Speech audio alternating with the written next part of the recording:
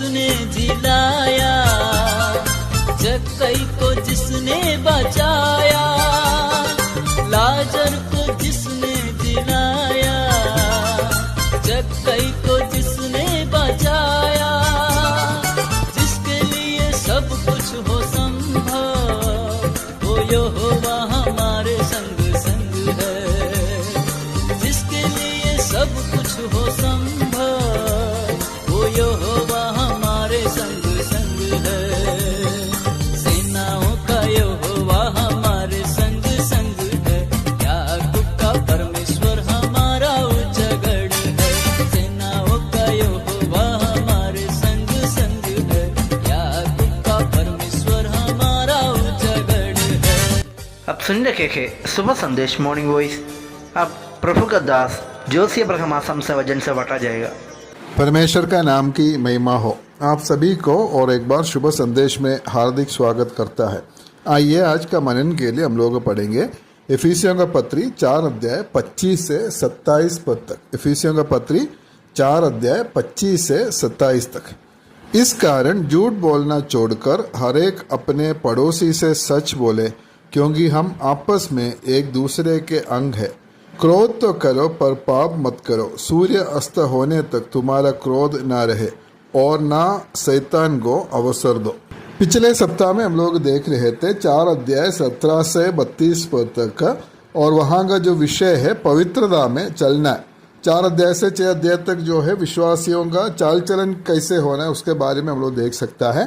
पहले हम लोग देखा है ये 4 अध्याय 1 से 16 पद तक एकता में हम लोग चलना है, और हम कैसे चलना है 17 से 32 पद तक पवित्रता में हम लोग चलना है, उसके बारे में हम लोग देख रहे थे। और इधर जो 25 से 32 पद तक हम लोग पढ़ने से इधर हम लोग देख सकते हैं पवित्रता में चलने के लिए हमारा जीवन में हमें रोकने वाला कुछ पापों के बारे में हम लोग इधर देख सकता है। खास करके 5 पापों के बारे में हम लोग देख सकता है। वो अगर हमारा जीवन में है तो हम पवित्रता में नहीं चल सकते। इसलिए ये सब हम विश्वासी लोग छोड़ना है, और उसके बारे में हम लोग इधर देख सकता है। और उसमें सबसे पहला जो है उसका 25 पद में हम लोग पढ़ता है, इस कारण झूठ बोलना छोड़कर हर एक अपने पड़ोसी से सच बोले, क्योंकि हम आपस में एक दूसरे के अंग है। तो हम लोग देख सकते हैं पहला हम लोग छोड़ने वाला जो पाप है झूठ बोलना छोड़ना है। झूठ बात जो है विश्वासियों को कभी शोभा नहीं देता है, इसलिए झूठ बोलना हम लोग छोड़ना है। यूहन्ना सुसमाचार 8 अध्याय 44 में हम लोग देख सकता है, तुम अपने पिता शैतान से हो और अपने पिता की लालसाओं को पूरा करना चाहते हो। वो तो आरंभ से हत्यारा है और सत्य पर स्थिर ना रहा, क्योंकि सत्य उसमें है ही नहीं। जब वो झूठ बोलता तो अपने स्वभाव ही से बोलता है, क्योंकि वो झूठा है वरन झूठ का पिता है। हम लोग इधर देख सकता है ये शैतान है, झूठा है और झूठ का पिता है, और वो कभी सत्य नहीं बोलता है और सत्य में कभी भी स्थिर नहीं रहता है। और हम लोग इधर पढ़ता है सत्य उसमें यही नहीं है, बिल्कुल सत्य शैतान में नहीं है, और झूठा है और झूठ का पिता भी है। इसलिए झूठ बोलना तो शैतान का काम है और हम विश्वासियों का काम नहीं है। अगर हम लोग झूठ बोलता है तो इसका मतलब है हम शैतान का काम करते हैं। इसलिए हम विश्वासी लोग कभी भी शैतान का काम नहीं करना है, झूठ बोलना हम लोग छोड़ना है। यूहन्ना का पहला पत्री 2 अध्याय 21 पद में हम लोग ऐसे पढ़ता है, मैंने तुम्हें इसलिए नहीं लिखा कि तुम सत्य को नहीं जानते, पर इसलिए कि उसे जानते हो, और इसलिए कि कोई झूठ सत्य की ओर से नहीं है। हम सत्य के बारे में जानने वाले लोग हैं, और कोई झूठ सत्य की ओर से नहीं है। सत्य बोलने वाला जो विश्वासी लोग है कभी भी झूठ नहीं बोलना है। और प्रकाशित वाक्य 22 का 15 में हम लोग देख सकते हैं, पर कुत्ते और टोने और व्यभिचारी और हत्यारे और मूर्ति पूजक और हर एक झूठ का चाहने वाला और गढ़ने वाला बाहर रहेगा। झूठ बोलने वाला परमेश्वर के साथ में उसका कोई संगति नहीं है। हम विश्वासी लोग सच्चाई में चलने वाला लोग हैं, इफिसियों का पत्री 4 का 15 में हम लोग पढ़ते हैं, प्रेम में सच्चाई से चलते हुए सब बातों में उसमें जो सिर है अर्थात मसीह में बढ़ते जाए। हमारा जो जीवन है सच्चाई का जीवन है, सत्य का जीवन है, झूठ का नहीं है। और हमें मालूम है कलीसिया में सबसे पहले दंड मिला हुआ पाप है, झूठ है। प्रेरितों का काम 5 अध्याय में हम लोग उस बात को हम लोग देख सकता है। अनन्यास और सफीरा जो है परमेश्वर से या पवित्र आत्मा से वो लोग झूठ बोला है और उसका दंड उसको मिला। इसलिए परमेश्वर झूठ से इतना घृणा करता है और ये शैतान का काम है। और ये झूठ हमारा जीवन में होगा तो हम लोग कभी भी पवित्रता में नहीं चल सकते। इसलिए जो पहला जो पाप हम लोग छोड़ना है वो है झूठ बोलना छोड़ना है।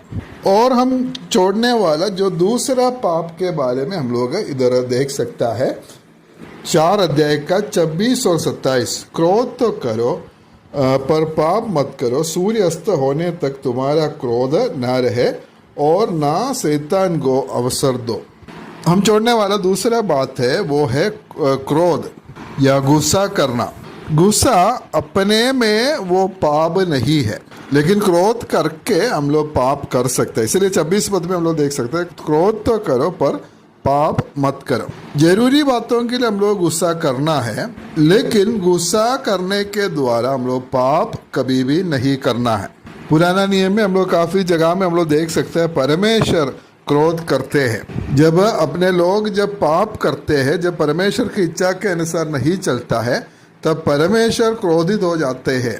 लेकिन परमेश्वर का जो विशेषता है वो क्रोध करके कभी भी पाप नहीं करता है। हमारा जीवन में क्रोध आ सकता है, लेकिन क्रोध को हम हमारा जीवन में नहीं रखना है।